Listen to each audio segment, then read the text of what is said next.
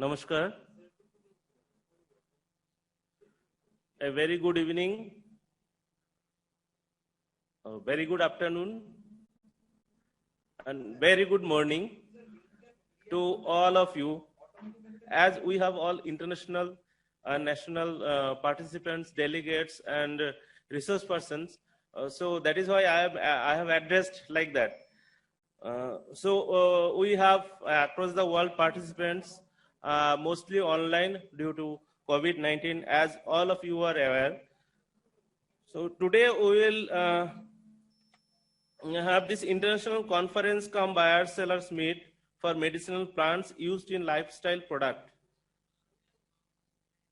The program will be for 3 days from 8th February to 10th February. At the same time, we will have exhibition of different kind of medicinal plant products that is available on net in the virtual platform. So this is a hybrid model. We will be having physical presence at this venue. At the same time, we have physical presence in other venues as remote nodes. And obviously, we will have virtual presentation and virtual participation by delegates. And most of the participants will attend this program or can view the program live on virtual platform. To start with, we are very honored and graced with our delegates on the dais. We have Swami Suparnanandaji Maharaj, Secretary, Ramakrishna Mission Institute of Culture. We have Professor Chiranjeev Bhattacharya, Pro Vice Chancellor, Jadavpur University, on the dais. At the same time, we have Professor Ashish Majumdar, Organizing Secretary and Nodal Coordinator of RCFC Eastern Region, NMPB, at Jadavpur University, Kolkata. And we have also online virtual platform Professor Dr. Tanuja Manoj Nesari. He is the Director and Head all is in the Institute of Ayurveda, Minister of Ayush, Government of India.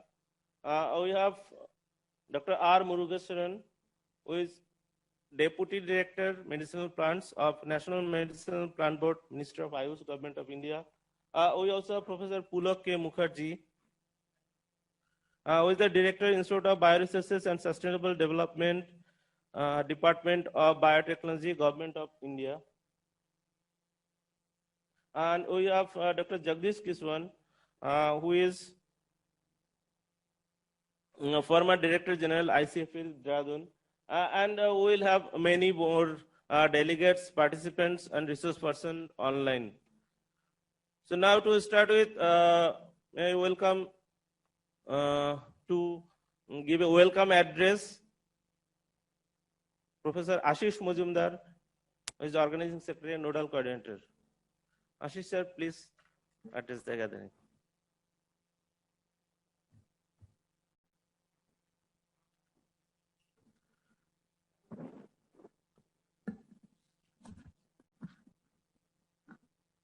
Namaskar, Suprabhat, good morning.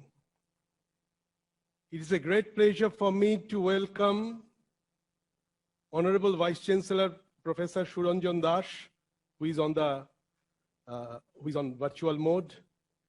We have with us Professor Chiranjeev Bhattacharya, Chief Executive, Pro Vice Chancellor, Jadavpur University. We have with us Swami Suparnanandaji Maharaj, Secretary, Ramakrishna Mission Institute of Culture. We have with us Professor Pulak Mukherjee. We have with us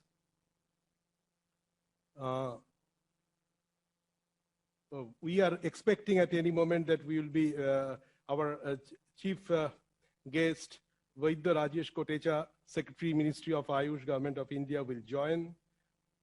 And also we are expecting Dr. J.L.N. Shastri, Chief Executive Officer, National Medicinal Plant Board, Ministry of Ayush, will also join. We have with us Mr. Abhay Somani, Director, Genus Life Sciences. We have with us Mrs. Parminder Jeet Kaur, Director, ASSOCHEM. They are on the virtual platform. We have with us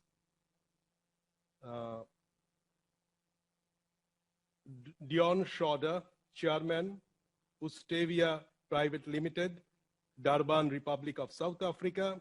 We have with us Dr. Jagdish Kishwan,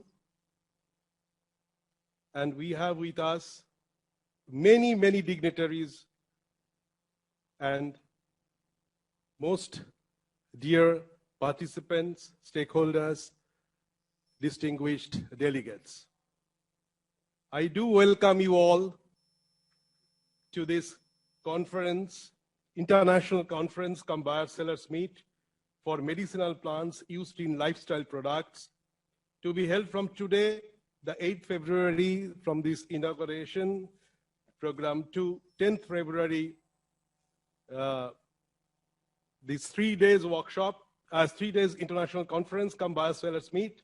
And this event is being organized by Jadavpur University in technical assistance with Regional Cum Facilitation Center, Eastern Region, National Medicinal Plant Board, Jadavpur University, with associate partners, ASSOCHEM, that is Associated Chambers of Commerce and Industry of India, and Janus Life Sciences. The total event is sponsored by National Medicinal Plant Board, Ministry of Ayush, Government of India. India represents one of the most important center of knowledge with regard to the use of medicinal plants for treatment of various diseases. One of the strategic directions for the development of the medicinal plant sector is to represent our knowledge at international level. India has recognized that medicinal plant sector goes beyond national consideration, which can only be addressed along with international cooperation and coordination. The present international conference is being organized to understand the issues related to medicinal and aromatic plants, to exchange ideas on different aspects of medicinal and aromatic plants, and to formulate future strategies in the interest of researchers, growers, traders, and industrialists involved in the process of management of medicinal plants and its products. In present pandemic COVID-19 scenario, the event is organized in dual mode, combination of offline and online mode. There is exclusively visually enriched virtual stalls where the stakeholders from our own country and abroad displayed their products and related information. The conference aims to highlight the crucial role of medicinal plants cultivation, advances in research and extension towards farming community in an ecological, environmental, and economically sustainable way. Our theme topic of the discussions mainly emphasizes on global market potential for specific medicinal plants, experiences of global industry experts regarding recent market trends, the quality needs for international buyers, latest technology development in medicinal plant processing, possibility of commissioning overseas processing plants through bilateral agreements between institutions, latest technology developments in the agronomy of local value addition report, latest research and development on extraction technology of medicinal plants, research and development gaps, and possibility of bilateral collaboration with overseas institutions. A special technical session on recent advances on extraction, purification, and downstream processing of active ingredients from medicinal plants and aromatic plants is also being organized in the conference, where more than 100 research papers have already been submitted by R&D persons, university students, scholars, and technical persons from the industries. Selected papers will be presented orally, whereas a good number of papers will be on e-poster. Apart from discussions about the above mentioned topics, virtual international buyers and sellers meet for different medicinal plants with special emphasis to plants used for lifestyle products and is also an integral part of this international conference. It is a great privilege for me to inform you that already 1,878 delegates and participants have registered from all over the globe. There are 35 exhibitors in virtual exhibition where 3 are from abroad. I take this opportunity to thank National Medicinal Plant Board, Ministry of Ayush for sponsoring the event, all the distinguished personalities for their gracious presence and addresses, resource persons, participants, our associated partners, ASOCHEM and Janus Life Sciences, with particular mentioning of Sri Shantanu Chakraborty for his extraordinary effort and support, and obviously the supports of my colleagues and my associates, with particular reference to Dr. Sanjay Bala, Dr. Shomojit Bishwas, and Sri Sudipto Ghosh, and most importantly, the support of my Jadavpur University. So I would like to add two more things. You will find that there are international speakers from USA, from Australia, Canada, Egypt, Republic of South Africa, Uzbekistan, and so on. So there are really a good number of resource persons from all over the globe who will deliver the lecture.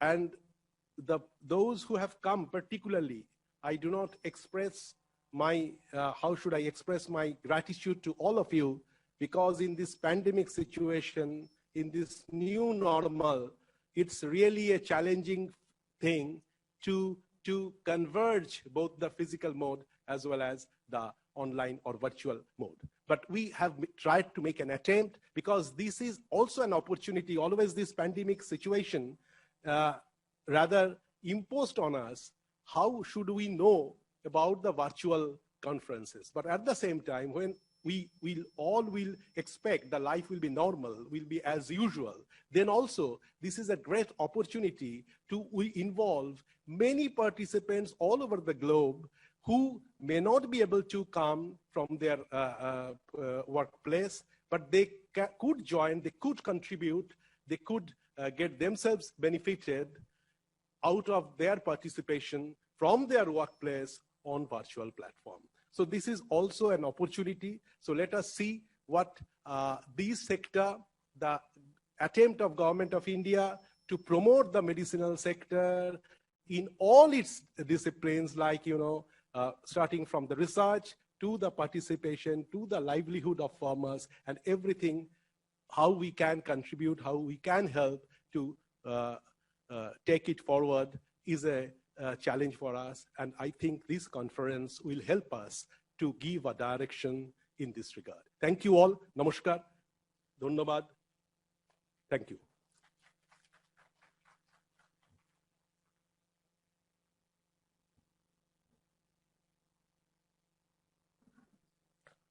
Yeah, thank you, Professor Ashish Majumdar. As you can see, we already have Dr. J.L.N. Shastri, Chief Executive Officer, National Medicinal Plant Ministry of Ayush Government of India. He is online. So may I now request Professor Chiranjeev Bhattacharya.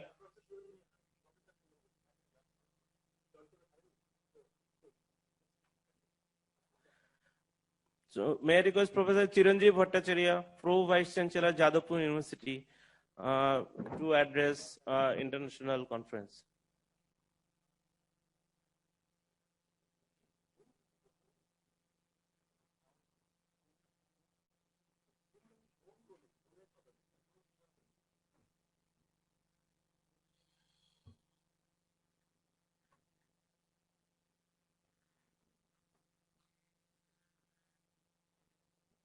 So first of all, a warm good morning to all of you. It's really a pleasure for me to be present at the inaugural ceremony of the 3-day conference on International Conference cum Buyer Seller Meet for medicinal plants used in lifestyle products. So this particular conference is being organized by Jadavpur University in technical assistance with Regional cum Facilitation Center, RCFC Eastern Region, National Medicinal Plants Board, Ministry of Ayush, Government of India. So, and it is being sponsored by NMPB, National Medicinal Plants Board, and Ministry of Ayush, Government of India. So it's really a pleasure to share the dais with Shami Shampurnanandjadi Maharaj, Secretary, Ramakrishna Mission Institute of Culture, and Professor Ashish Majumdar, Organizing Secretary, Nodal Coordinator, RCFC year, NMPB, Jadavpur University, who is a very good friend of mine, my senior colleague. And obviously, those who are present in the online mode, obviously our Honorable Vice Chancellor, Professor Suranjan Das, Dr. J.L.N. Shastri, Chief Executive Officer, National Medicinal Plants Board, Ministry of Ayush, Government of India, Professor Tanuja Nasari, Director and Head, All India Institute of Ayurveda, Ministry of Ayush, Government of India, Mrs. Kaur, Director, SHM, Mr. Abhay Shomani, Director, Janus Life Science, and Dr. Dion Skronar, Chairman, Westvia, Durban, Republic of South Africa. So it's really nice to be present among all these eminent dignitaries and lots of other eminent speakers who have also joined, and particularly the participants. I've heard that nearly 2,000 people have registered for this particular international conference, which is a 3-day conference. Nowadays, after this particular COVID-19 pandemic, we are organizing this type of the conference, seminar, or workshop. And this particular conference is being organized in a virtual and as well as physical mode, that is the hybrid mode. Organizing a conference in hybrid mode is much more tougher than any single mode. So suppose if we organize a conference in physical mode, or if we completely organize the conference in online mode, that would be much more easier. But whenever we are organizing in a hybrid mode, partly physical, partly online, then it is the situation is really complex. And the organizer did a very beautiful thing in organizing this particular conference in this particular hybrid mode. Now, about the topic of this conference, it's a very important nowadays, particularly the medicinal plants and its use.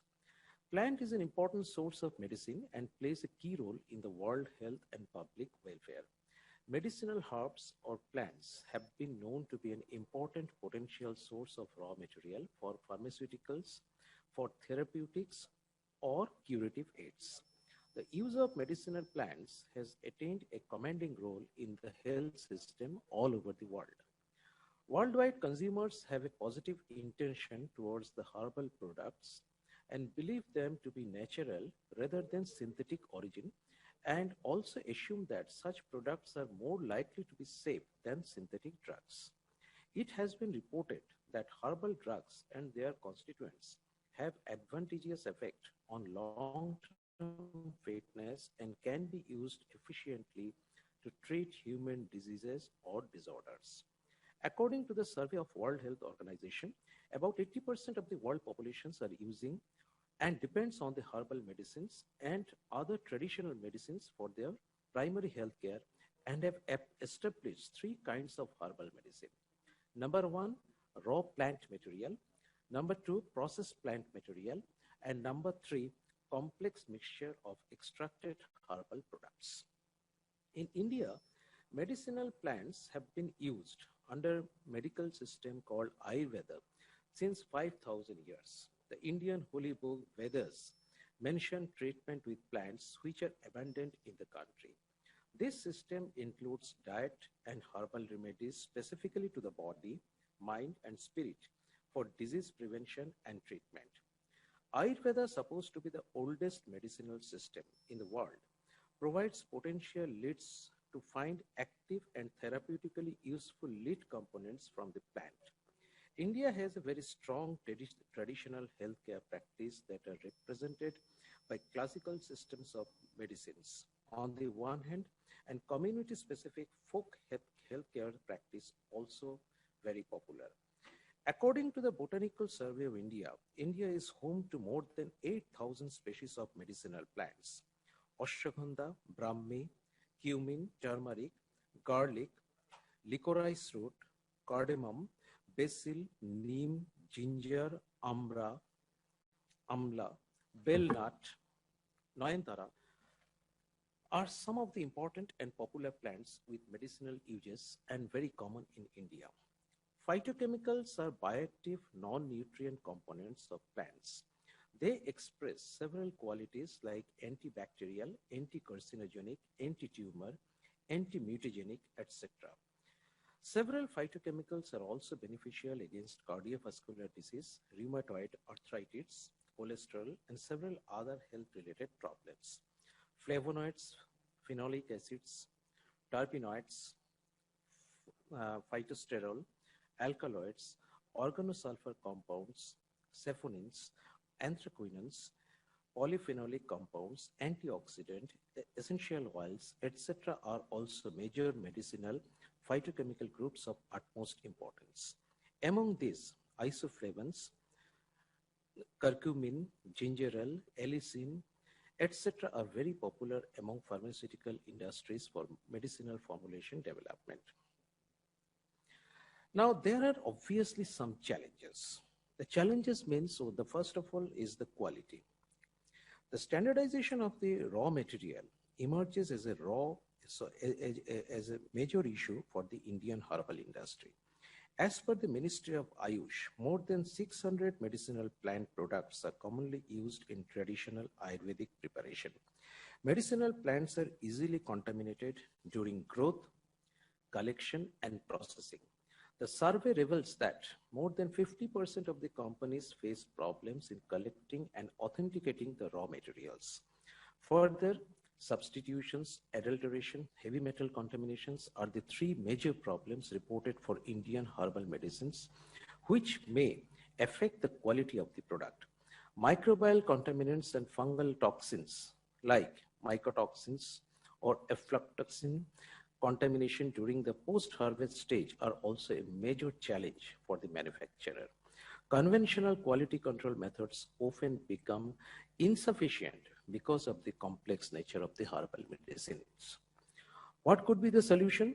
The solution could be to overcome this problem. One or more compounds are selected as markers for the identification and quality assessments by the natural products analysis. Several markers such as taxonomic, chemical, genomic, proteomic markers help to identify the herbal drug components. The second challenge could be the lack of information. The traditional knowledge of the communities is fast eroding as there is no transfer of knowledge across the generation and younger generations are no longer interested.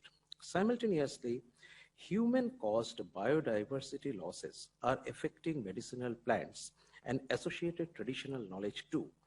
Degradation of forest and loss of species make some plant species unavailable for the use of local communities. As a result, traditional methods of use, including sustainable methods of collections, are being lost.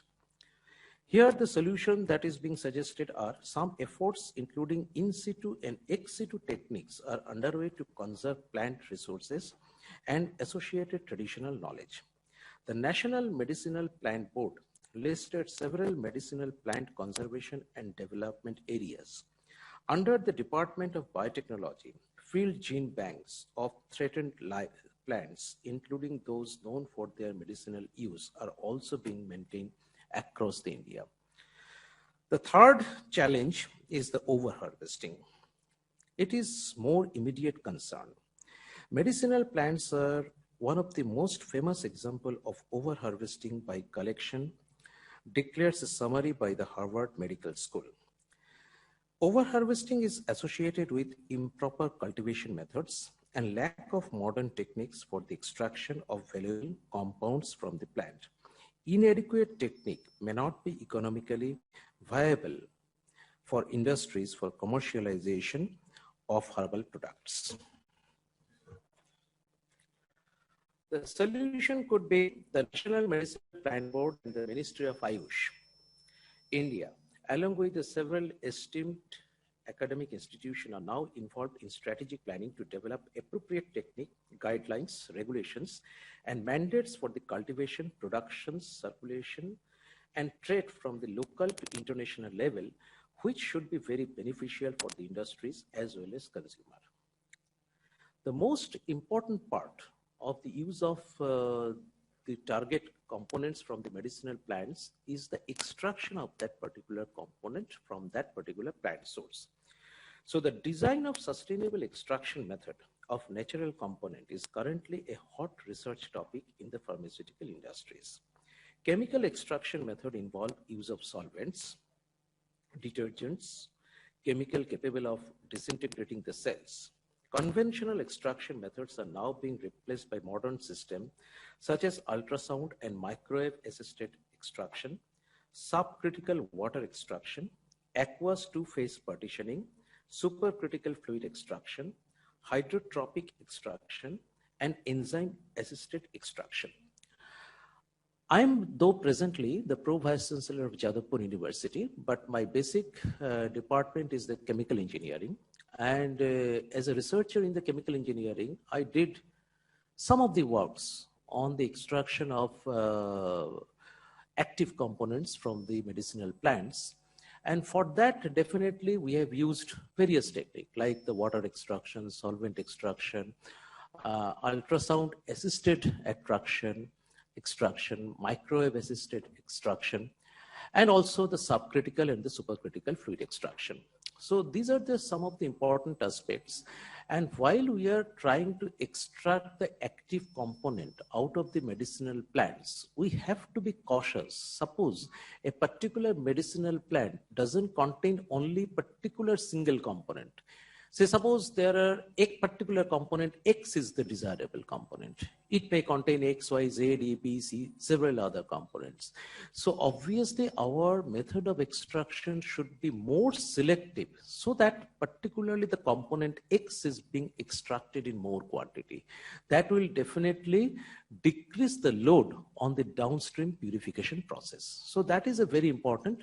I could give some technical lectures on this particular subjects also, but Professor Majumdar requested me to give a technical lectures on this particular subject based on my research area. But because of my busy schedule as a Pro-Vice Chancellor, it is not possible right at this moment, but one of my senior postdoctoral fellow will present a paper on the extraction of stevia from the stevia leaves by a suitable extraction process and subsequent downstream purification of that particular component on day after tomorrow. That is the day in the technical session 1. So these are the different, even enzymatic extraction is also very popular. Basically, our objective is to rapture the cell wall, and so that the intracellular components we can extract. But obviously, the method should be selective one, as I told you, that A, B, C, D, E, F, there may be multiple components out of which a particular target component, say if it is D, that should be extracted in a better quantity. So that is a very important aspect, and several researches are being conducted to find the most efficient extraction technique and the optimization of the overall extraction process. I have also carried out several research on the extraction of the active components from the medicinal or the plant source. So one is the stevia that I told you a little bit earlier, which will be presented after tomorrow. And apart from this, recovery of the phenolic compound from mustard protein isolates by ultrafiltration, extraction of betel oil and its byproduct from the betel leaves. So that also we have carried out as a part of the social outreach program from the Chemical Engineering Department, Jadavpur University. Extraction of herbal color, you have already heard that we are selling the herbal color, particularly abir, etc., during that particular, the festival of color, which is known as the Doli Yatra or the Holi. So those herbal color are being extracted from the flowers, even the waste flowers, using the extraction technique, and then we are purifying that particular color. So apart from this, membrane processing of the sesame protein isolates and sesame protein hydrolysate using the suitable membrane device, ultrasound-based hybrid extraction and prospecting of the phytochemicals allicins from the garlic, solvent extraction of the phenolic and the antioxidants from the waste cauliflower leaves, recovery of the natural antioxidants from oil seed meal in ultrafiltration, nanofiltration based hybrid technique. So these are some of the areas where I have done personally some of the research with the objective to extract and to purify the target component, the active components out of the plant source. So these are the area, it's a vast area, it is having a huge prospect, and I hope that this 3 days international conference will be able to usher a new light on the current topic of the research which are undergoing in this particular area. I hope that this particular conference will be really enjoyable to all the participants, and you will be able to get some of the recent trends or the ideas on which the current researches are going on. With this, I want to conclude. So thank you very much. Thanks a lot.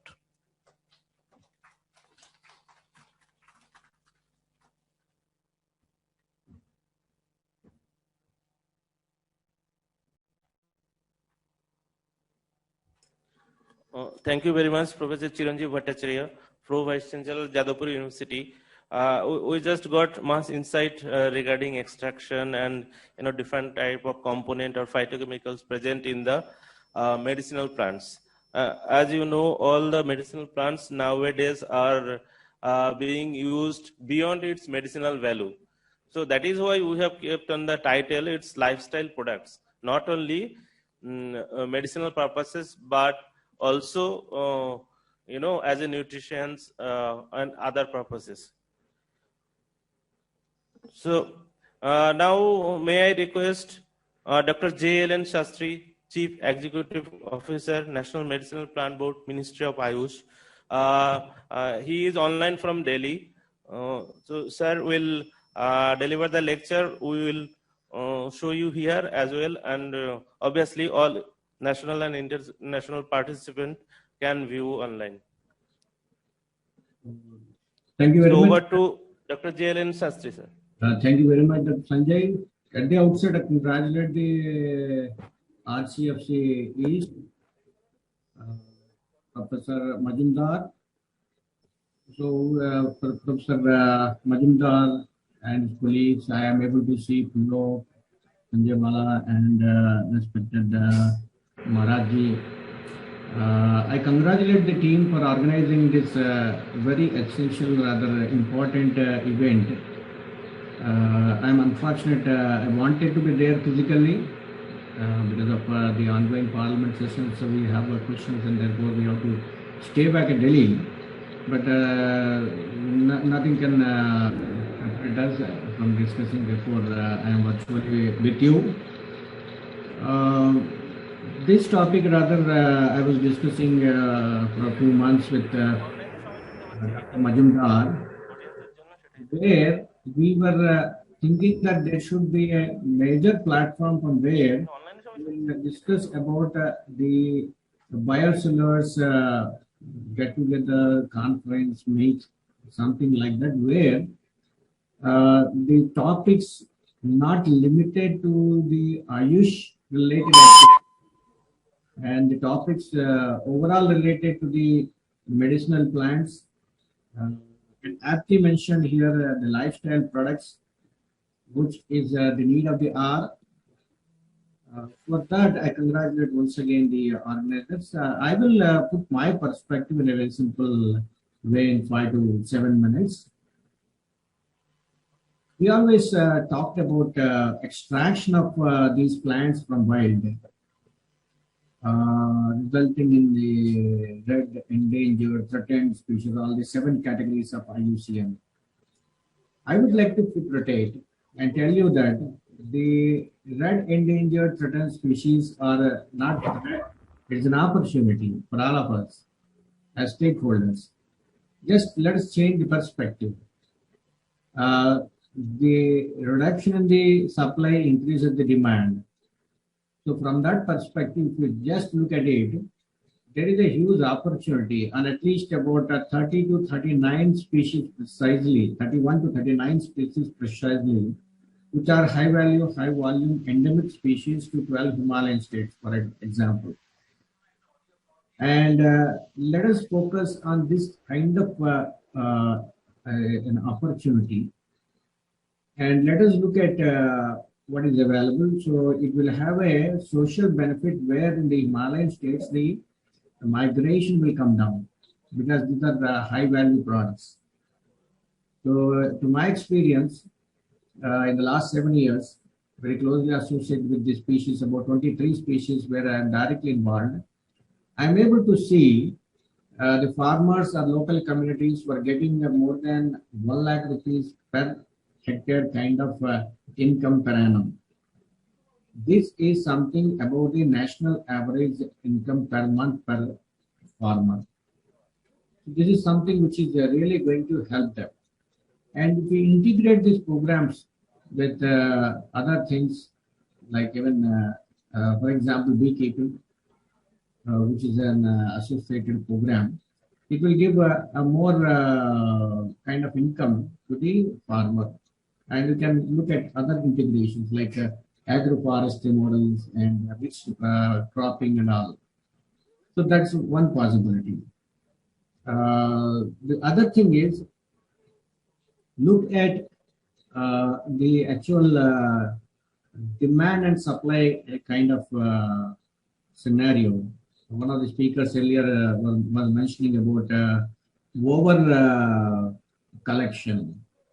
Right? It is true to an extent, but again, sustainability, if we bring into picture, that problem can be addressed. That's what our endeavor is all about at NMPB. NMPB is there for about 2 decades. Now we have completed the second decade recently. Many times we may have a question whether the contributions are sufficient or not. With the kind of manpower and the budget what NMPB is provided with, I can justify that the contributions are as expected, including the hurdles that are there with the states where the funding is a problem for them. A lot of state governments may have kind of internal problems to be resolved. Barring that, if you look at what has happened, today NMPB has 104,000 hectares of sponsored conservation resource augmentation program covering 103 sites and about 18 states, which is not a small thing. And it covers somewhere between 550 to 700 medicinal plant species, which is a huge thing. And that is under the direct control of National Medicinal Plant Board, of course, with the support of State Medicinal Plant Board and other organizations. Apart from that, if you look at the cultivation part, the experience of a direct sponsored program or the subsidized cultivation program stands roughly about 2.5 to 3 lakh hectares of land. And we have more than 800 post-harvesting facilities where there will be drying sheds, there will be semi-processing sheds, there will be warehouses spread across 22 states. There is another infrastructure which is created by NMPB. And you also have about 140 agrotechnics published in 3 volumes, and which are now being just reviewed and upgraded. And next couple of months, before 31st March, you will see the new volumes, the soft copy place with all the latest information.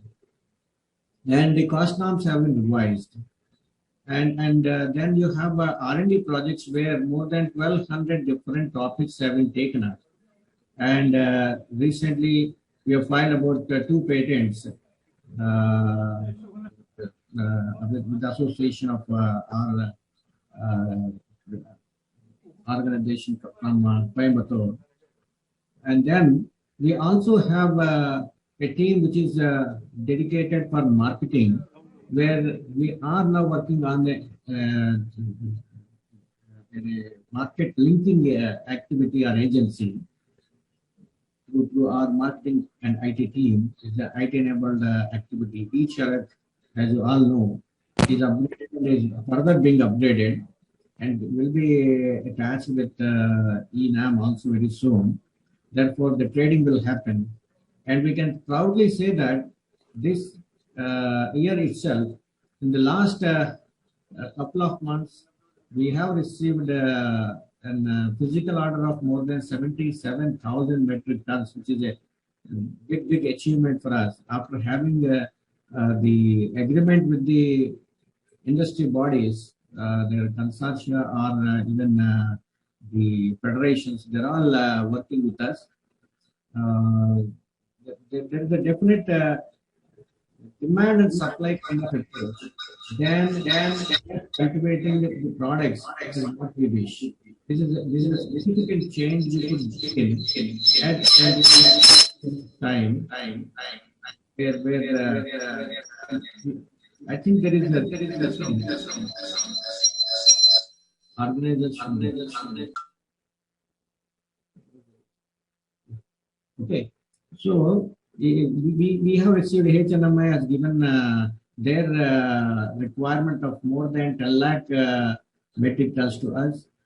So that is really heartening, where we will be helping the extracts manufacturers, will be helping the nutraceuticals, will be helping the phytopharmaceuticals, and if some new plants are coming in, like we've added India to our list, and now India signed a treaty in Europe on cannabis.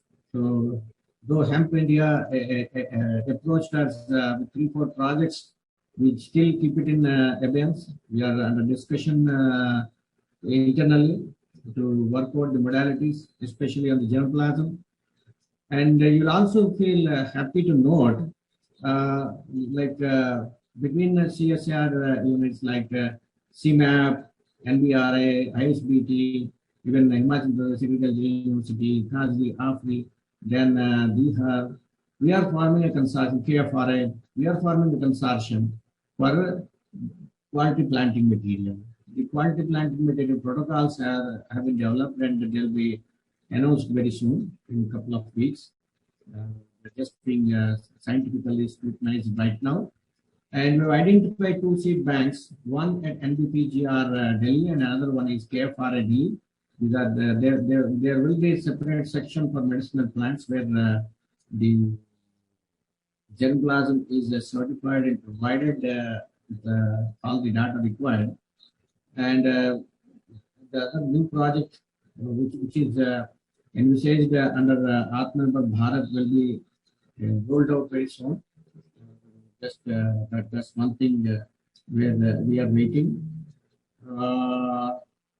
Rest of the things, definitely I'll stop myself here. Just I wanted to tell you what is available and what you need to discuss. From this forum, what we require is connectivity. Enough debate and dialogue has happened from various fora on the cultivation of medicinal plants, conservation of medicinal plants. Now let us get connected for the business purpose also. Nothing can make this particular activity survive and boost up beyond business.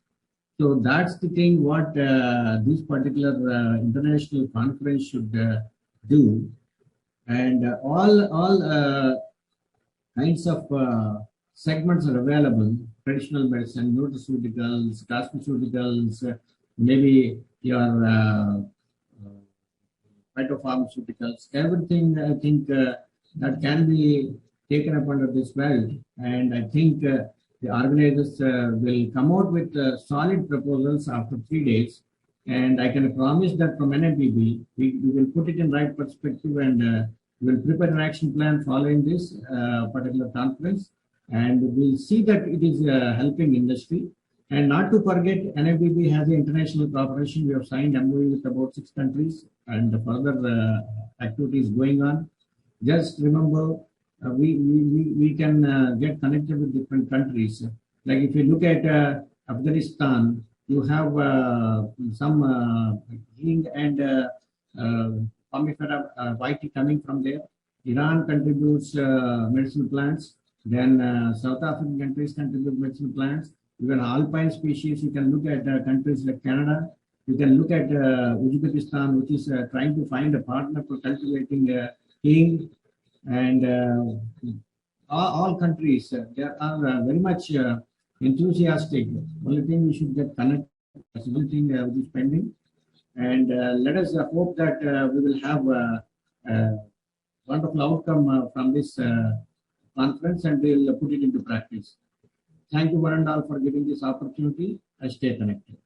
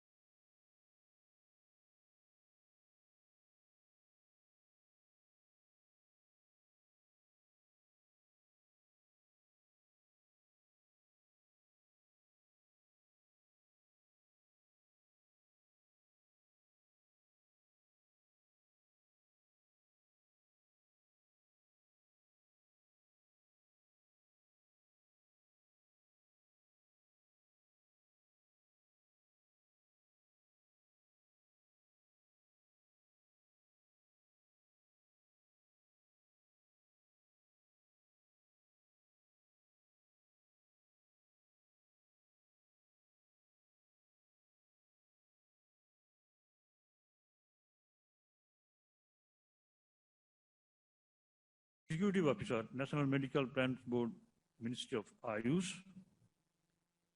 Professor Tanuja Nisari, Director and Head, All India Institute of Ayurveda, and other dignitaries present on the online mode and also offline, direct, the audience, present audience.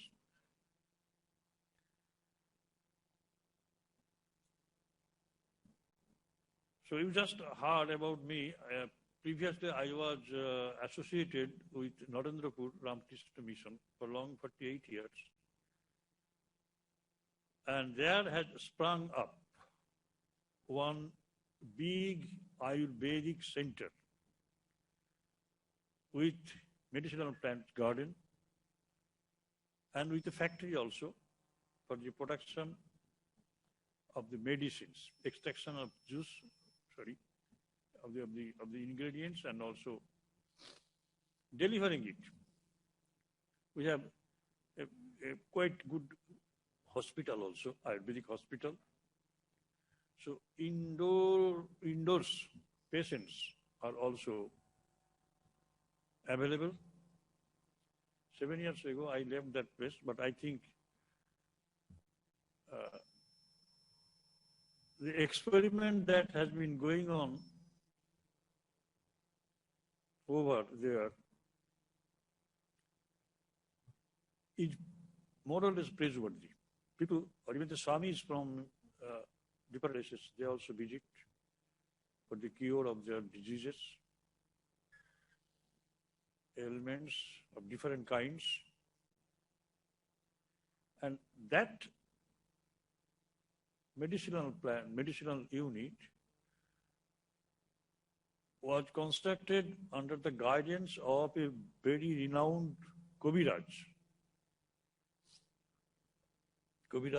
Krishnananda Gupta. Unfortunately, he died of an accident.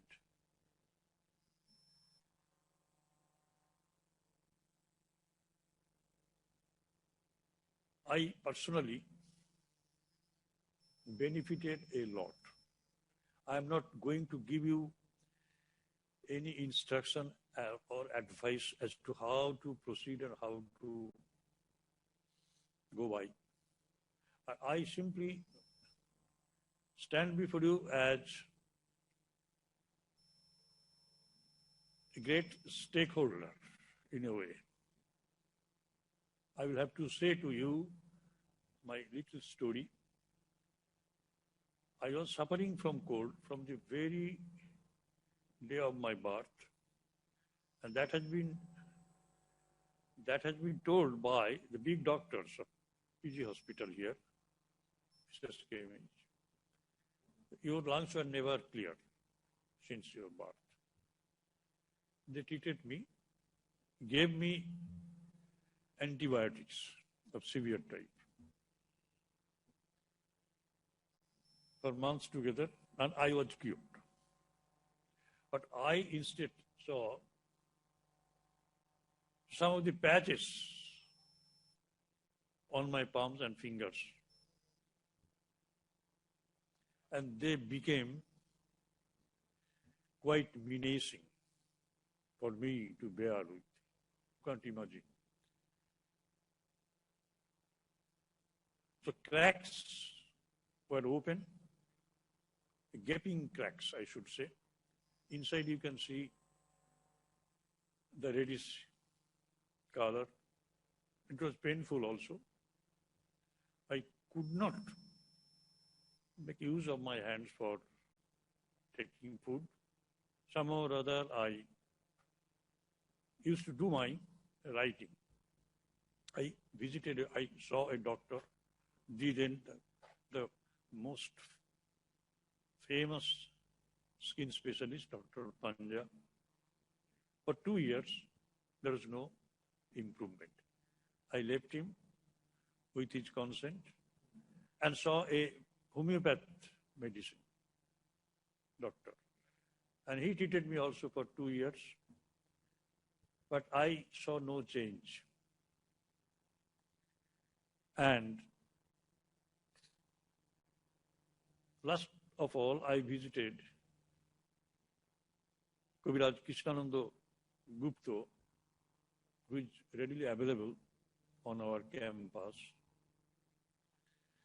And he gave me assurance that yes, Ayurveda can treat me to full cure. He gave me Padma Gulancho dust, you all know. But this should cure you. But for long 2 years, I religiously used or took that medicine, but to no effect. When I was thinking that I will have to live with it, then a group of my teachers, who are colleagues also, they told me that there is one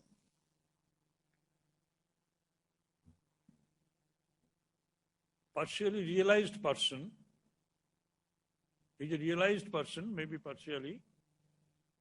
He had the vision of Mother Kali, and Jadavpur University professors also visiting him for this problem or that problem. Would you come with us? And I went. And much to my amazement, as soon as I sat near him, he glanced at me and said, Maharaj,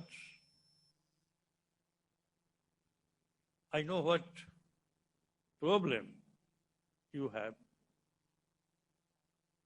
He closed his eyes for some moments and then expressed his concern. No medicine would cure you. No medicine would cure you. And then what? It is incurable, do you say? Well, no, not even that. But would you go for the treatment I prescribe? You have to make up your mind. Oh, yes, I will. Then he gave me a very simple solution. You go back and collect as many as 200 tulsi leaves. Tulsi. Which tulsi? White tulsi. Not black. Not camphor tulsi.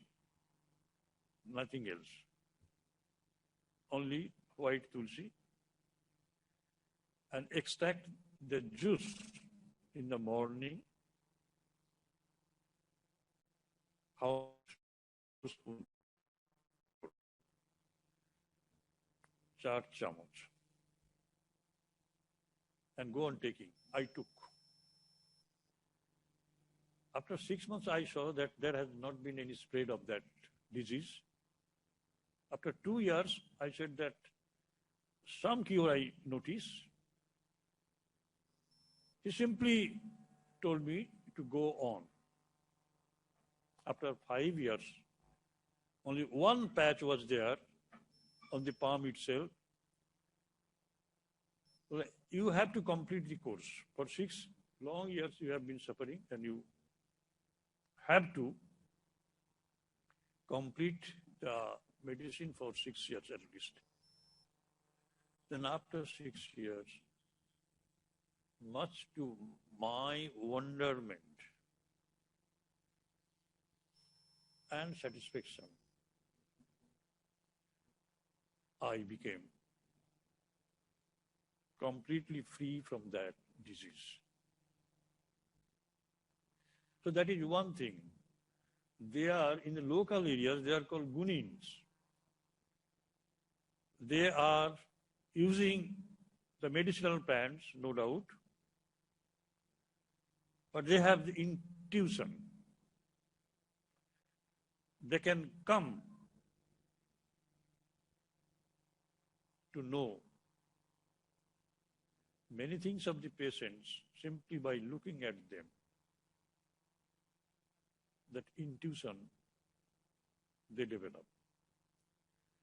And these people are not few in number. Everywhere they could be found.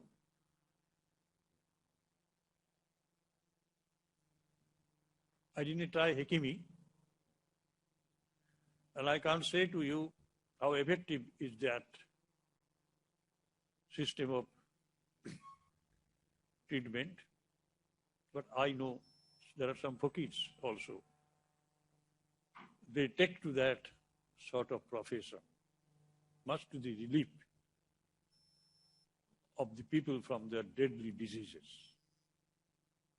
Now, this is one aspect of my experience. I tell you another associated, I should say miracle. So I was the principal of the college for the long 27 years, and before that, for 10 years, the vice principal. And my association with the college activities were of, say, 48 years. We used to organize one camp where we used to encourage the students and the teachers to donate blood. Blood donation comes the annual feature. The first Friday of December, every year we used to hold that. And I was the donor. For long 25 years, I used to donate blood. And my blood group was B+, always. Now, during the years of my suffering, I stopped giving blood. It is sensible, you know. Now, after I become cured of the disease, I went to give blood. They tested me and declared it is AB positive. How could it be? How could it be? I narrated the whole story. I say it is a miracle. Even I divulge this mystery in the medical congregation. Then the man who was doing that testing, he called me once again and took the sample and again declared yes, AB positive. Then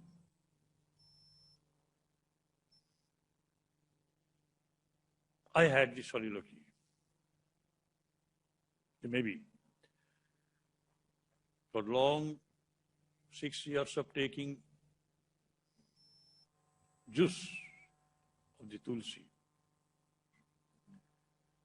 maybe the impurities that gathered there in the blood constituent, those were cleared,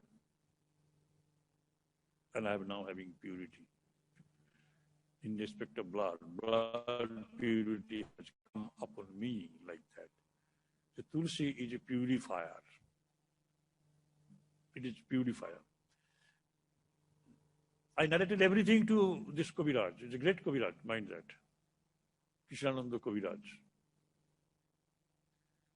She listened to me with wonderment and said that we know the functions of tulsi. Various tulsis are available. Various forms of tulsi are available, we know. And this white tulsi also we know, but nowhere in our scripture, in our Ayurvedic Shastras, is written that tulsi can be a medicine for skin diseases. This is what is said to me. So here in this platform, in this seminar, people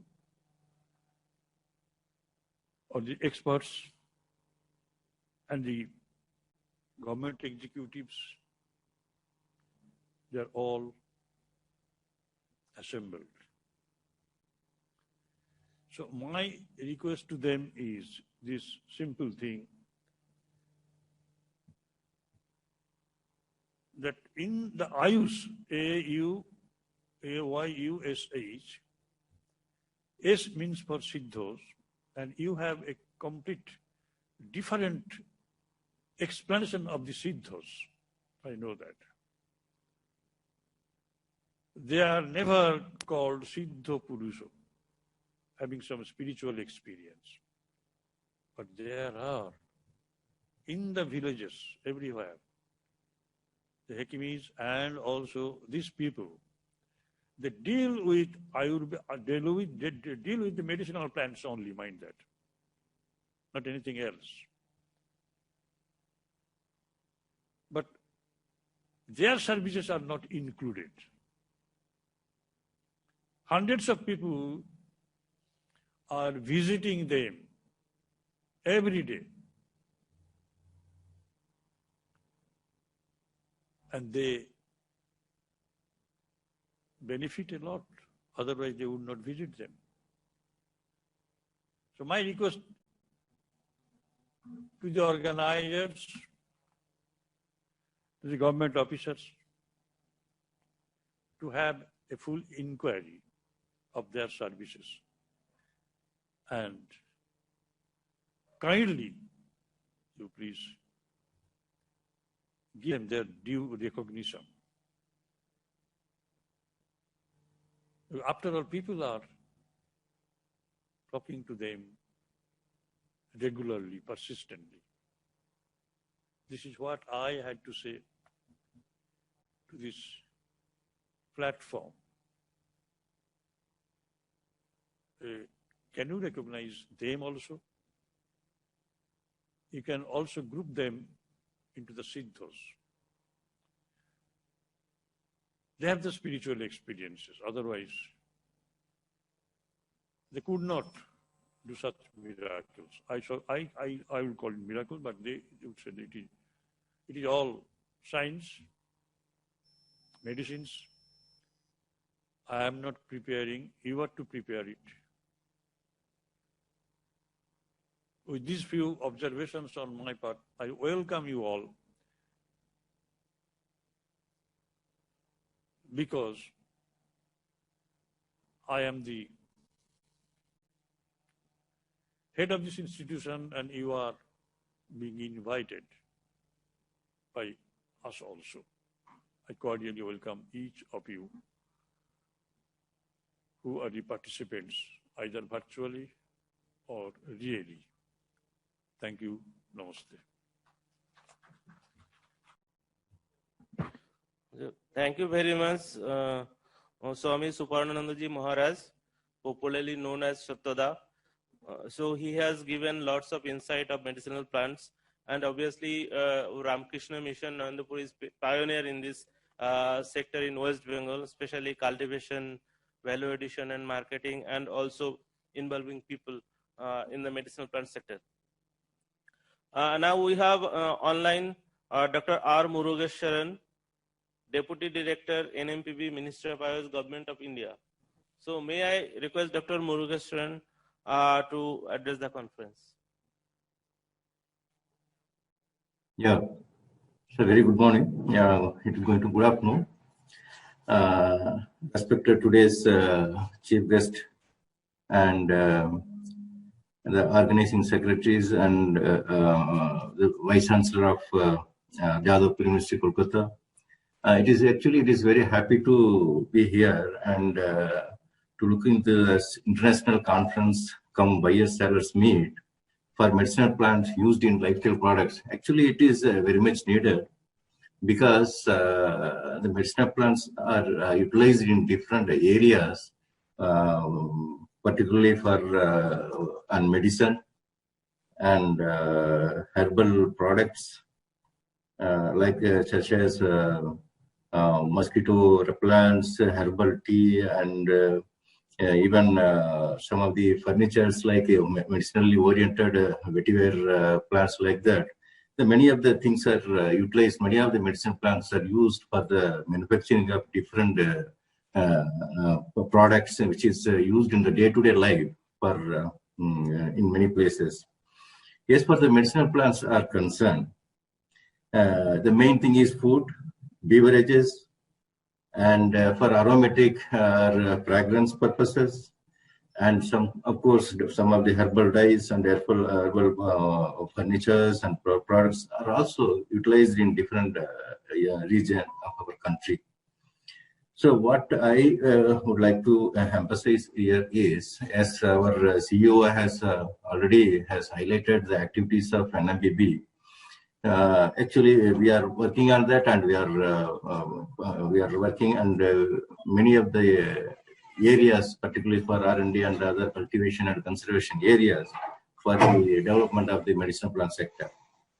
So, naturally, as I observed, since I am in the field of survey and cultivation, many of the medicinal plants are getting very much threat by different external factors. It is a very important one because the conservation part is very, very necessary to take up in the recent days.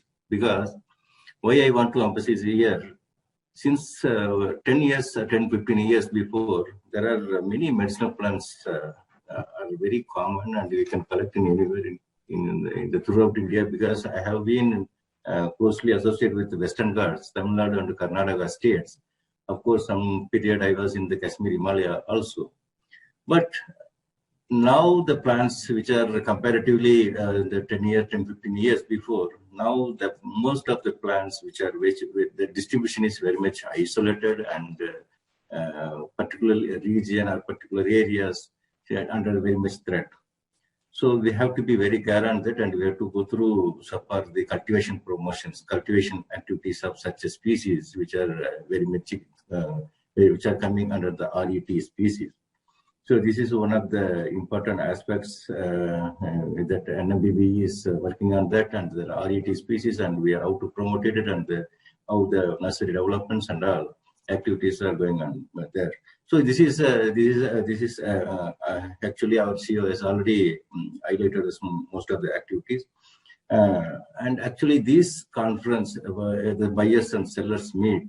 Even there's some of the COVID-19 this activity, this area scenario. Some novel products also come out from the herbal medicinal plant oriented. That is herbal masks. I used to get many calls from the different places, even Tamil Nadu and Kerala and other Karnataka areas. They're preparing a herbal mask with aromatic plants, with medicinal plants like tulsi or other medicinal plants ingredient, and they're preparing a herbal mask for this type.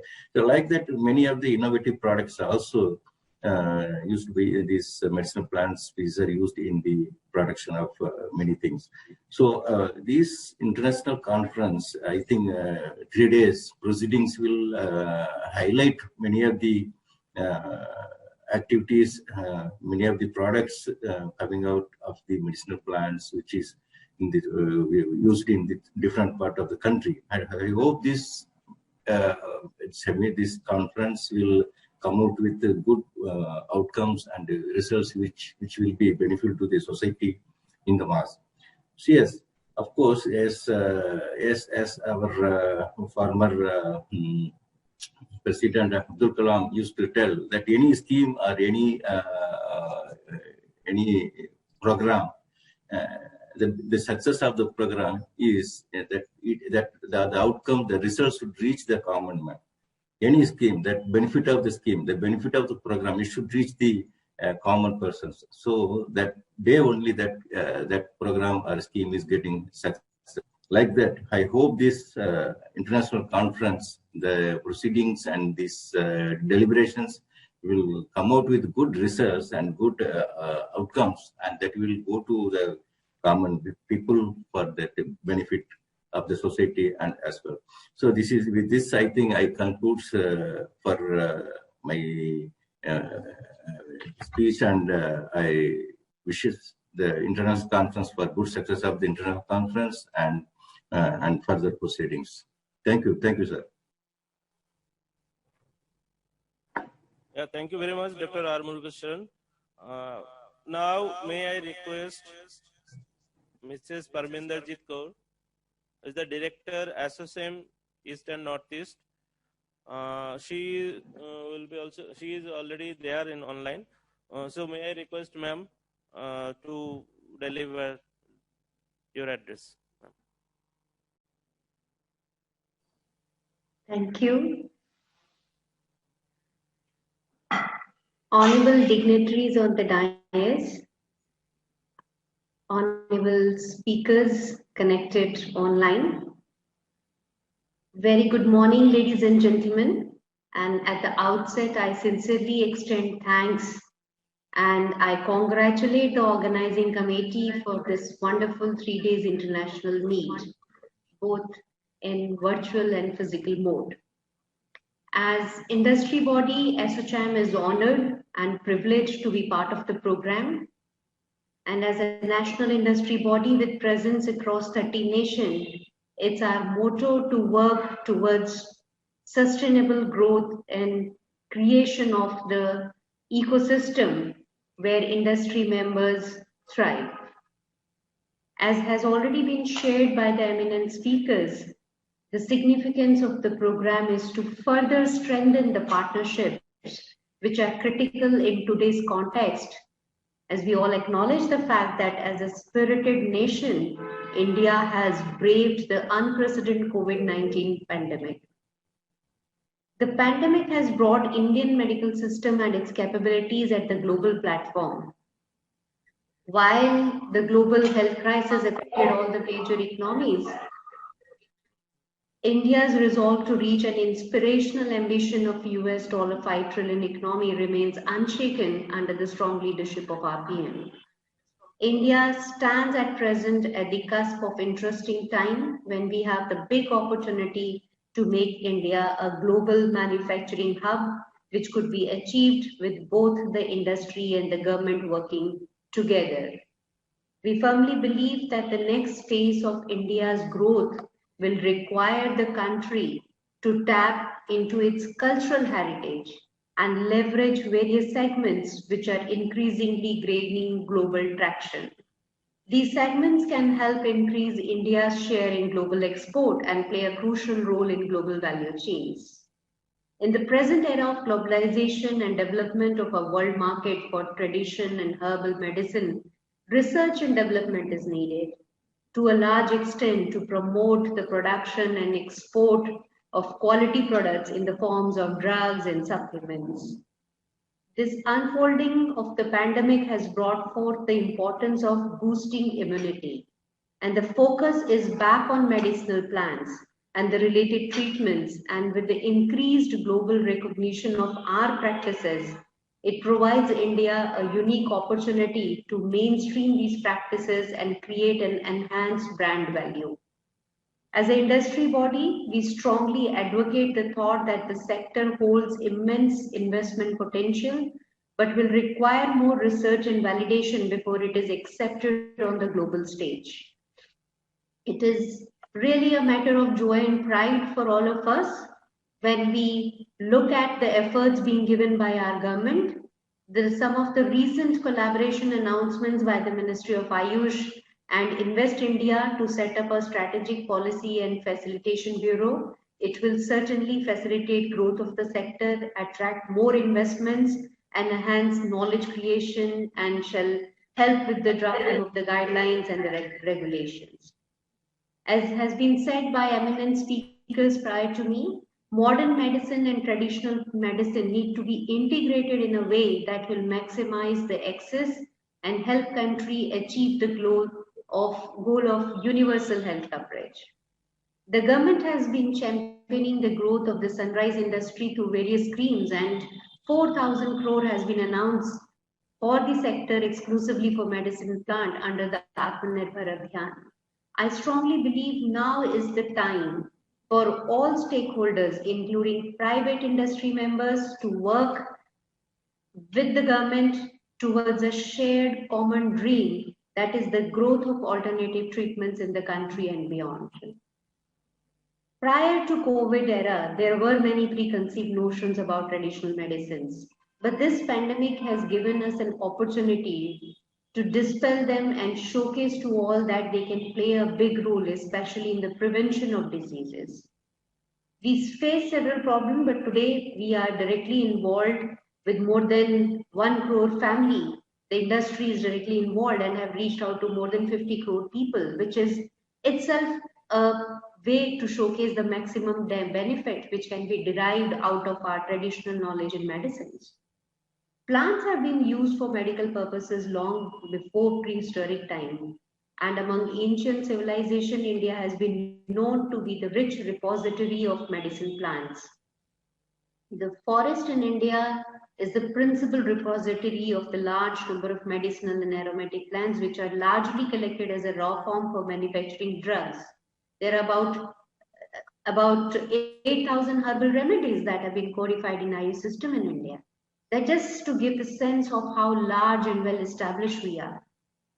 To stimulate the use of traditional practices based on India's learning of plants and to enhance the respect for the nature and the living being, there is a need for combined global effort.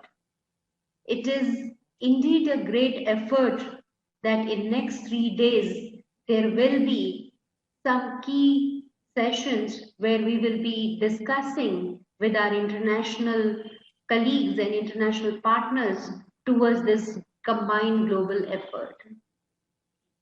Some of the key drivers that are currently in play are the growing awareness of the effectiveness and the efficacy of traditional system of medicine, disillusionment with the modern allopathy and its concurrent side effects, support from the government, increase in R&D activity, and others. And all of us in this room are aware that over the past decade or so, globally, we have witnessed the positive shift with the Beijing Declaration on Traditional Medicine by WHO that has provided the initial impetus towards the adoption of traditional medicine system.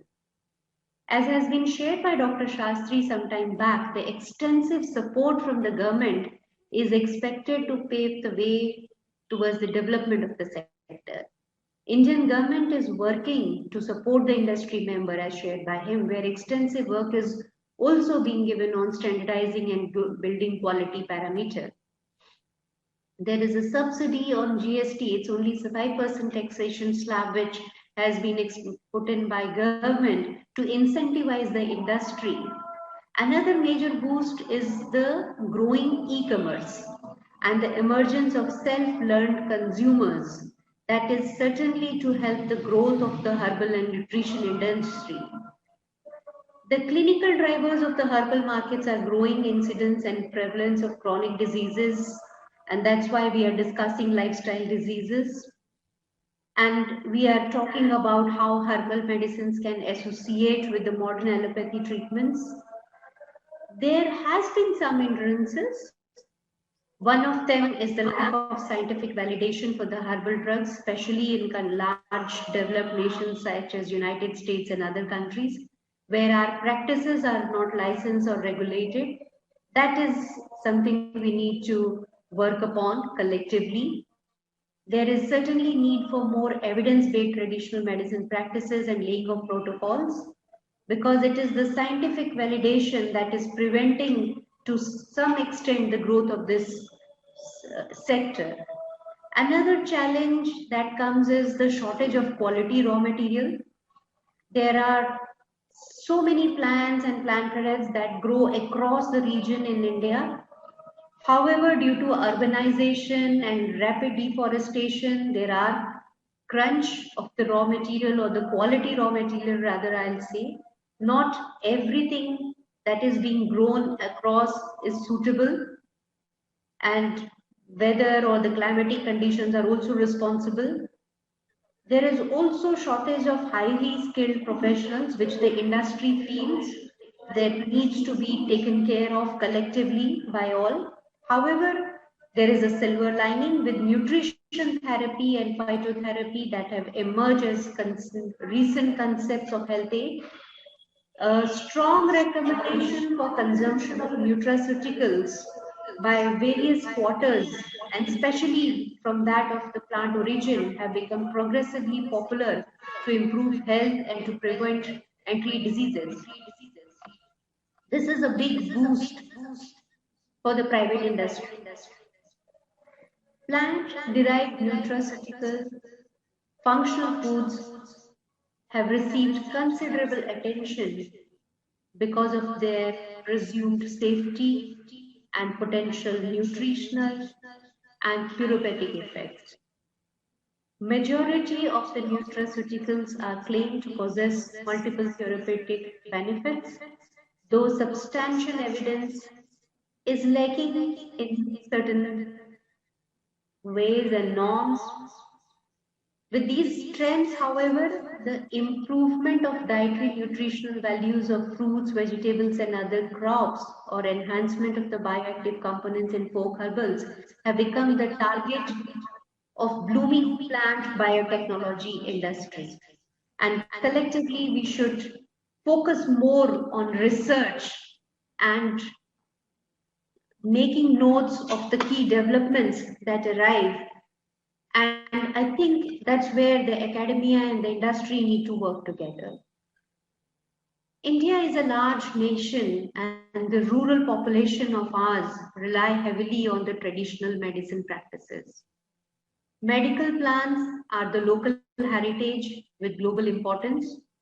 World is endowed with a rich wealth of medicinal plants. Herbs have always been the principal form of medicine in India, and presently they are gaining more popularity. And it's not just India, all across the world, whether it's Europe, North America, Australia, there is increased focus on developing and training up or creating herbal professionals. Medicinal plants are in India definitely playing a very important role in the lives of our rural people, particularly in the remote parts of our country where the health facilities are limited. One such area is West Bengal, which is a home to several plants And very next to us is Northeast, which is India's richest reservoir of plant diversity and supports almost around 50% of India's total plant diversity. Therefore, it is important that collectively we focus on the preservation, cultivation of these plants and the resources which we have for the future generations to come. In the present scenario, COVID-19 has given enough impetus and stimulus to take up research of the plants-based studies, to take up more testing on the values of the medicinal plants which we have been utilizing. In a nutshell, it is important for all of us to combine our strength and to work together so that this industry and the sector can grow from here. With these words, I thank the organizing committee, especially Shri Ashish Madhumjarji, for giving me the opportunity to share my thoughts. And I actively look forward to 3 days of deliberation of our international guests and experts to evolve a way forward for a combined agenda of growth and prosperity of this sector. Thank you very much. Yes, thank you very much, ma'am. So we have heard Mrs. Parminder Jeet Kaur, Director, Associate East and Northeast India. Now we have physical presence. Mr. Abhay Somani is the Director, Janus Life Sciences, Kolkata. So may I request now Mr. Abhay Somani, Director, Janus Life Sciences.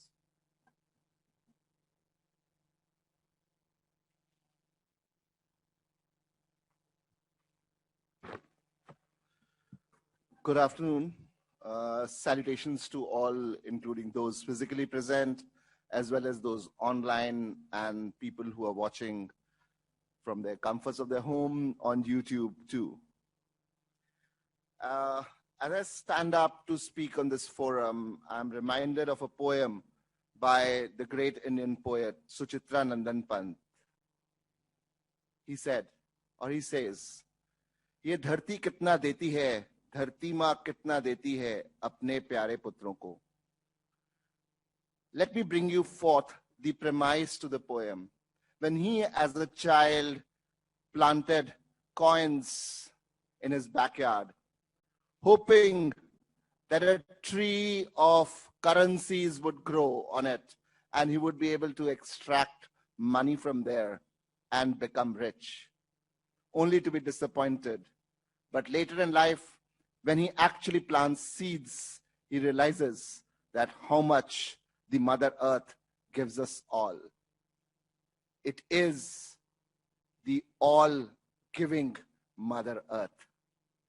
And this Mother Earth has given us so many plants, so many trees on which we survive, we breed, and we live on. Every plant that grows from the soil has some medicinal or therapeutic value in some way or the other. But we have heard of great plants from the ages of Ramayana to Charaka and now on, the medicinal properties of the plants and their capacity to cure and heal. Alternative medicines, including select homeopathy, Ayurvedic, Unani, Siddha, batch flower remedies, treatments are all reliant on the medicinal plants. Even many conventional medicines are made from plant extracts, while some plants provide us subtly the security of the health. One such plant is stevia, or meaty tulsi, as it was known earlier in earlier centuries in India. Nativity credited to South America when the local tribals used to drink it as a health drink. The plant can be planted all across the continents. with certain plantation methodologies and inputs from agriculturalists. Janus has been associated or has been collaborating with NMPB and REC, basically the Regional Eastern Council of NMPB, for a number of R&D projects. Janus individually took up the cudgels to bring to the world the goodness of stevia with the most eminent stevia expert, Mr. Shantanu Chakravarti. Janus, like the new beginning of January, has gone beyond the conventional tabletop sweetener and extending the use of stevia to the sweetness industry as a premix for sandesh, rasgulla, the Bengali sweets, malai peda, the katli, the barfis, as a premix for the bakery industry for no sugar cookies, cakes, and even icing. The juice industries, from the conventional mango, orange, and lemon to the unconventional and creative ones like kala khatta, peach iced tea, ginger ales. We are working on using stevia as an alternative in ready-to-use fizzy drink sachets to bring in the goodness of stevia in your cold drinks too. The jam, jellies with the blackcurrant, mango, and strawberry flavors are really different. Candies, chocolates, etc. with the goodness of stevia can be really, really good also for your health. Medicinal industry has successfully used stevia in antacids and cough syrups.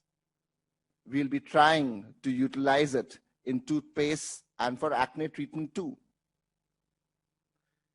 What I feel is, if everyday cooking becomes healthy, we are looking forward to a healthy workforce and a healthy world. Thus, illustrating the effect of a medicinal plant may be as much preventive as to cure. To continue a little bit more on Janus, or rather still, let me bring forth a small personal story as to how I personally, as an entrepreneur, got convinced about medicinal plants. My 4-year-old son was suffering all throughout ever since he was born from asthma. And after all treatment possible all over the world with various medicines, he was put on asthmatic pumps. 15 minutes of running and he was down with asthma. So much so that, tired from everything, I approached the Ayush department and got consultation from one of the senior doctors there. And they suggested a small concoction of amla, ashwagandha, honey, and some herbs, including tulsi, which has cured him so much that even 7 years ago, as a 7-year-old kid, he played the whole day in an international tournament. So once I was convinced personally with Janus, with the team that we had put up at Janus, we successfully worked across to move into a mini-scale extraction with stevia. We have worked with neem, artemisia, CNSL, which is cashew nut shell oil, which is an excellent natural larvicide without any harmful effects on marine life or humans. I would take this opportunity to introduce Cardex to all of you as a natural larvicide for home, industrial, commercial, and community use, and let us put an end to malaria. To sum it up, Janus has carved a name out of the medicinal plants. So we are indeed grateful to NMPB for its support.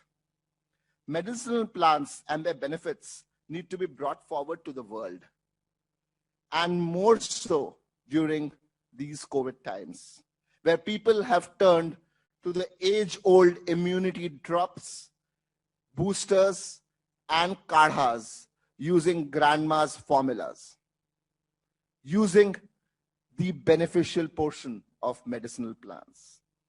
Isn't it time that the commercial and organized plantation of identified plants are put to extraction in the best unobtrusive and natural manner, and bring forth the change we take medicines in both preventive and for cure?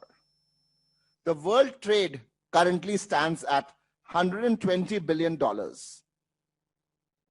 and is estimated to be $7 trillion by 2050, which is a growth of 6 times in 30 years.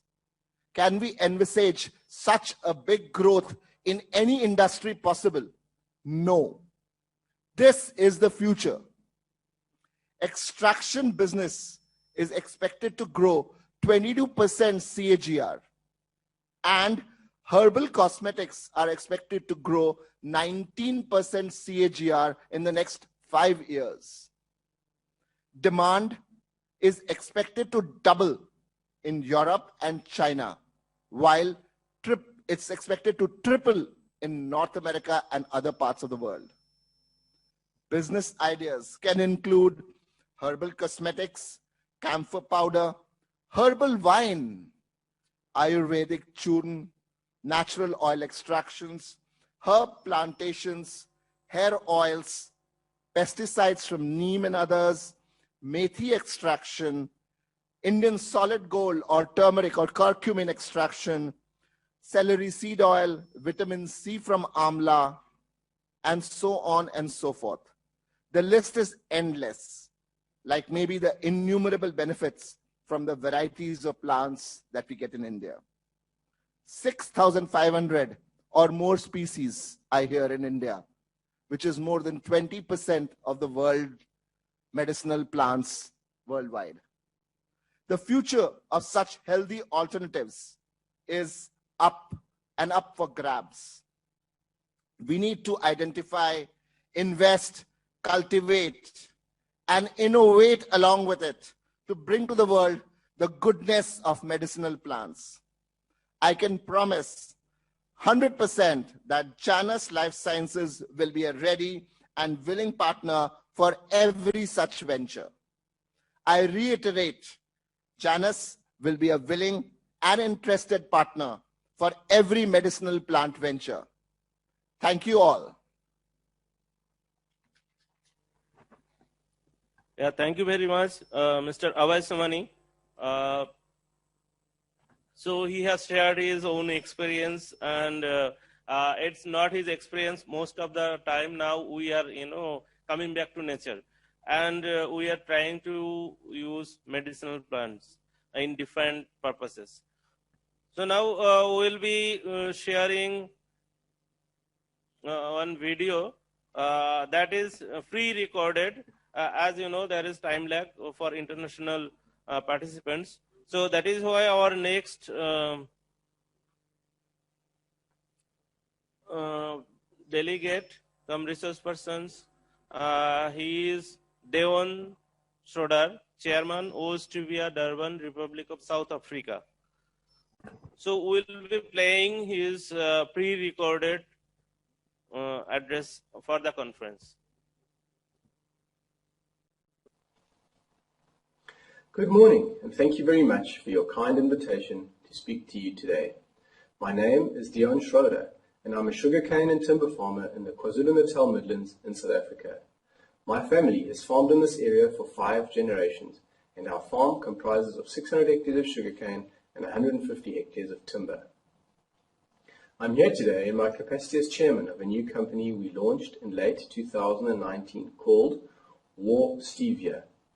You all know what stevia is, of course, and the war is the Zulu term for from. So the company name means from stevia. Stevia was born out of the sugar industry in South Africa as a diversification project to mitigate against several years of world sugar prices that remained persistently below the cost of production. With South Africa producing about 500,000 tons more sugar than our local market needs, the export of excess sugar at a loss was putting the entire industry at risk and tens of thousands of jobs in vulnerable rural areas. This led South African Cane Growers, the organization that looks after the interests of all sugarcane farmers, to look for diversification alternatives. Many different options were investigated. However, stevia has several clear advantages. Stevia, like sugar, is a natural sweetener, and we've been in the sugar industry since 1848. Stevia grows well in our South African conditions. Stevia is becoming popular as people around the world reduce sugar consumption and also want to avoid artificial, non-nutritive sweeteners. Stevia produces returns quickly when compared to tree crops like macadamias or avocados, which are other popular diversification options in South Africa. So stevia ticked all of our boxes. The next step was to find out if we could source or develop a suitable variety, and if we could find the technology and expertise that would assist us with our steep learning curve and help us understand a new crop and product in which we had absolutely no knowledge. Stevia has never been grown in South Africa before, despite our climate being ideal. This has partly been because previous attempts were unable to develop a suitable variety, including one in our sugar industry several years ago, or find processing technology that was suitable to our needs in Africa. One of the things we realized very early on is that developing a suitable variety is both a huge hurdle and a technical challenge. Similarly, we had no idea about the processing technology required or where we might find technology suitable to our needs and conditions. This led us to a global search to find the expertise and technology necessary to make a successful venture into stevia farming. We found the expertise in India, and in fact, right there in Kolkata, we found the stevia technology site of Mr. Shantanu Chakraborty, who I'm sure you all know. Mr. Chakraborty has been the secret to our success, along with several other Indian technology partners in processing, formulation, and farming of stevia. Having worked with several partners here in Kolkata for more than 2 years now, we are more convinced than ever that our project would not have started without our collaboration with India. Stevia was formed by a group of 97 commercial sugarcane farmers and farming organizations across the sugarcane growing regions of South Africa. We identified 9 trial growers from our shareholder group to grow trials in the various climatic zones. And tomorrow, my colleague Richard Howes will be presenting on our progress to date and our detailed plans for the future. For now, let me just say that these trials have exceeded our best expectations. There were some mistakes made and some challenges, but again, with the help of Mr. Chakraborty in particular, we have met those challenges head-on, and we are very confident for the future of stevia in South Africa under our War Stevia brand. Some of our high-level objectives include to be the world leaders in stevia production. South Africa has ideal growing conditions for stevia and other crops, particularly in KwaZulu-Natal and in Mpumalanga, where sugarcane is grown on a large scale. Trials to date have shown we should be able to achieve yields comparable with the best anywhere in the world. Farming is generally done on a large commercial scale with high efficiencies, and our goal is to produce world-leading quality and yields. South Africa is also blessed with an abundance of skills and expertise, with excellent universities and research organizations and facilities, and we are confident that we will be able to produce stevia and stevia products of the highest quality available anywhere in the world. In conclusion, I would once again like to thank the organizers of this conference for giving us the opportunity to tell you about our project. We are very proud and excited about the potential of the stevia for sugar cane farmers in South Africa, and confident that our close collaboration with India will allow us to be world leaders in stevia for generations to come. Thank you. So thank you very much, Mr. Deon Skoda, is the chairman of Trivia from Republic of South Africa. Now it is my turn to extend vote of thanks. So we are almost concluding this inaugural session. So vote of thanks, I will take the opportunity here to welcome as well as, hand over the token appreciation to our delegates who present here physically. May I request Professor Ashish Mujumdar, Organizing Secretary and Nodal Coordinator, to welcome and, give appreciation to Mr. Abhay Somani.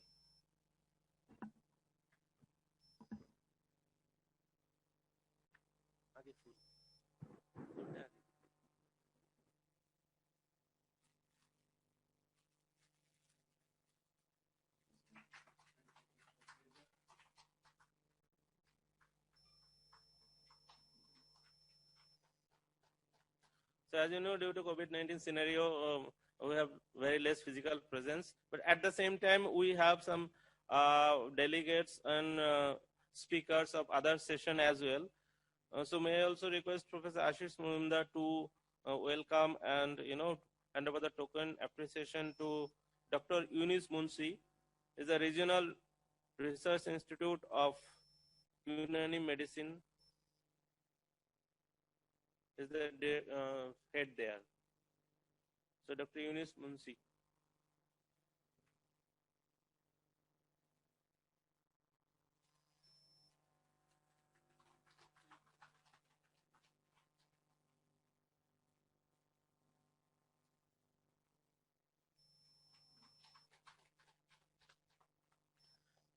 May I again request Professor Ashish Mujumdar to appreciate Dr. Professor Pallab Kanti Hallar, School of Natural Product Studies, Jadavpur University.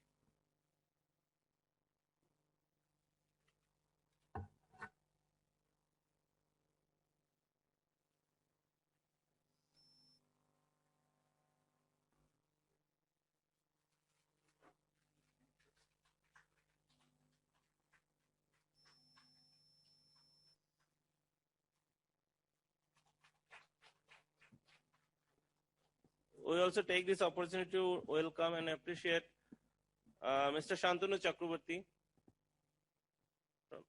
is the Technical Director, Janus Life Sciences. And for his untiring efforts, this is possible.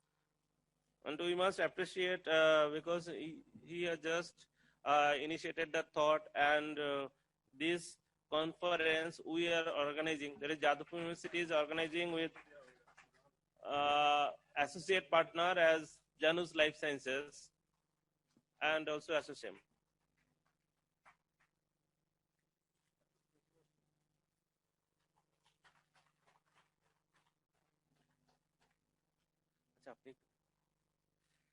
Now may I request Mr. Shantanu Chakraborty to welcome and appreciate Professor Ashish Mujumdar.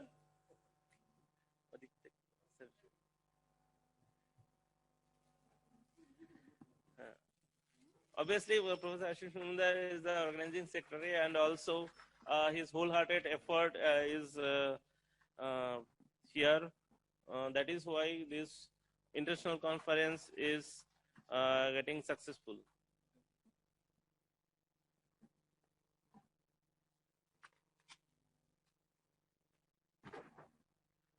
So I won't take much time. Still, I must appreciate, welcome, and extend our sincere thanks to Professor Suranjan Das. He is always supportive, and from Jadavpur University side, he always supported for this program. Anyway, for some difficulty, he could not attend here today for offline and even online also. He tried online a lot. So we are always thankful to Professor Suranjan Das, our Vice Chancellor. We also thankful to Professor Chiranjeev Bhattacharya, who came here, but due to some urgent reason, he has to leave. We must appreciate his effort, support, as well as he has given an illuminative lecture on extraction and other medicinal plant uses. We must extend our sincere gratitude and thanks to Dr. J.L.N. Shastri, Chief Executive Officer, National Medicine and Plant Board. He just, help us to even phased out or different kind of planning for this offline as well as online mode, how this hybrid mode is going to happen and who are going to benefit. So we must thank at the same time the thousands of registered as well as online participants who are now attending the program. We must also extend our sincere thanks to Professor Tanuja Manoj Nesari. She is very supportive and always advises us to do the better. And we are also thankful to Dr. Sanjay Kumar, DG Forest, Ministry of Forest, Environment and Climate Change. Obviously, we are also thankful by the Rajesh Koteja, his Secretary, Ministry of Ayush. He always extend how we can flourish the Ayush sector. Due to parliamentary session currently going on, that is why all secretaries and the higher level officials are busy in the parliament session. That is why they could not attend even their wholehearted effort. But we must extend our sincere thanks to them. We must also thankful Swami Suparanandaji Maharaj of Secretary Ramkrishna Mission, our popularly known as Sattada. So we are very thankful to him. And we are also thankful to Mrs. Aditi Dasgupta, Joint Secretary from SMPB West Bengal. We are also thankful to Dr. R. Murugeshwaran, Deputy Director, National Medicinal Plant Board. We must also extend our sincere thanks to our associate partners. ASSOCHAM, on behalf of ASSOCHAM, Mrs. Paraminderjit Kaur, Director, is always very much thankful, and also Mr. Kallal Ghosh, who was there to help, especially for designing this virtual stall and broadcasting online.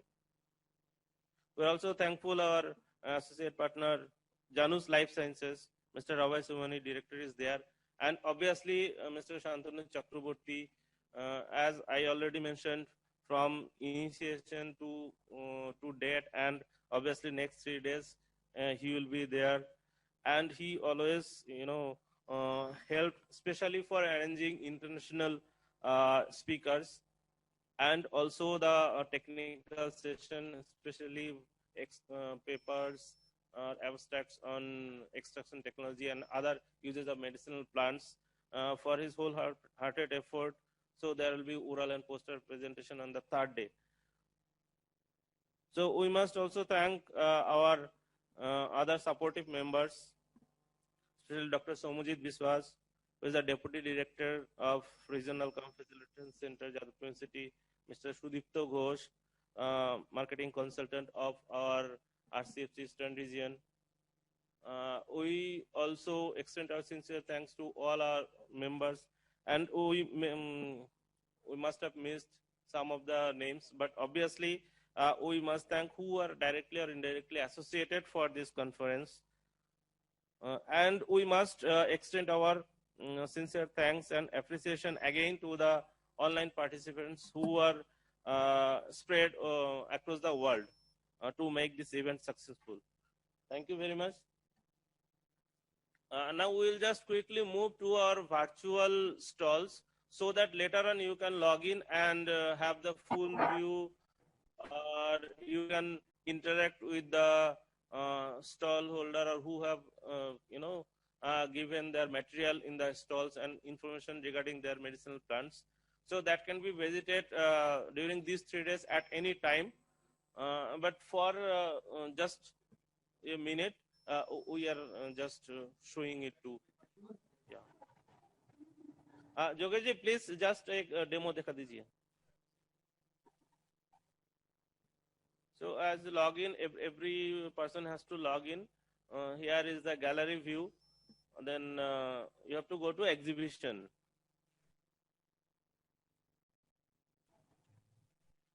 So here you can find the overview of stall. So there are already 35 stalls are there. You can go to any stall and then have information from that stall. And this is very interactive.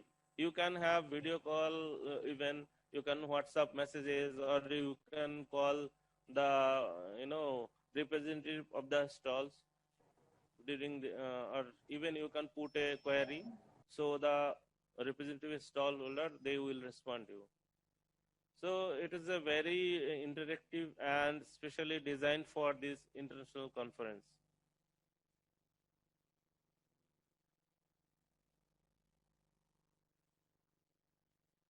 So thank you very much. So we'll conclude the inaugural session here, and we will directly move to the next session.